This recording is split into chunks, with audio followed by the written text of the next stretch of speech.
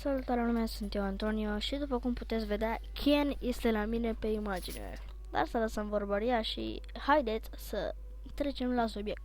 Pe prima oară, unii vor și eu ceva, de exemplu, mai vor, dacă nu le merge Bandicam-ul, nu-i neapărat să le instalați cu bani, eu le instalam fără, că v-am și arătat.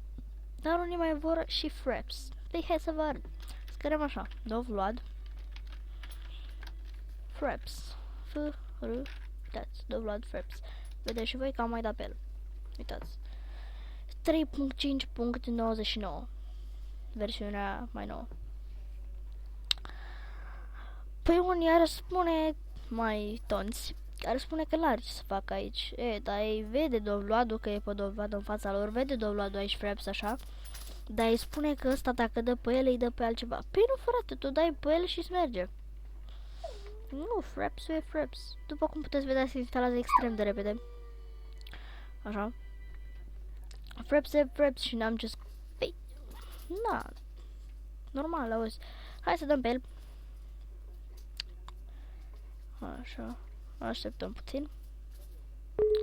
Dăm yes. Așa.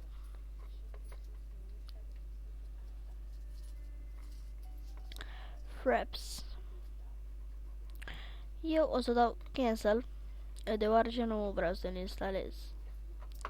Dar băga mea și trebuia să-l instalez. Bun, revin după ce-l instalez. S-a instalat Fraps-ul. Așa, dăm yes. Haideți să vă arăt cum se folosește.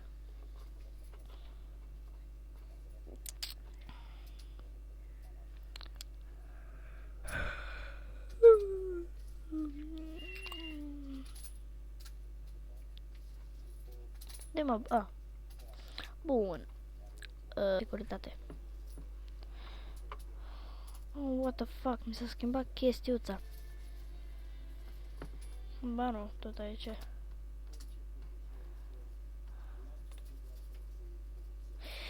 Da.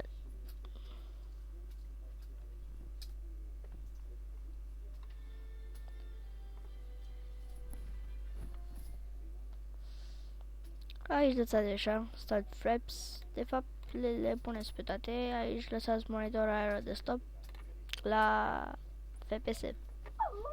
Unde vreți să apară chestia asta când filmați. Pe oriunde puteți, ori în colț, ori în colțul din stânga, ori în colțul din dreapta, ori în colțul de sus din dreapta. Oriunde. Dați hide overlay, NW no, FPS, la movies. Puteți să dați, eu o să las pe 50 FPS, half size, secunde, what the fuck, split, nu. Atunci facem așa. Bun, așa. Pardon, secundele se pune singur. F10, vă puneți voi și eu să-mi pun pe Kirikesh, cred. Nu. Lasă așa, nu contează asta. Astea sunt doar pentru strești. Dacă știe unul dintre voi și la strești. Eu las așa, cel puțin eu așa foloseam Fraps-ul când nu aveam Bandicam. Așa-l foloseam și așa mergeam eu. Ei bine, sper că v-am fost de ajutor cu acest video. Sper că v-a plăcut și lăsați și un like, un subscribe și v-am pupat. Pa, pa!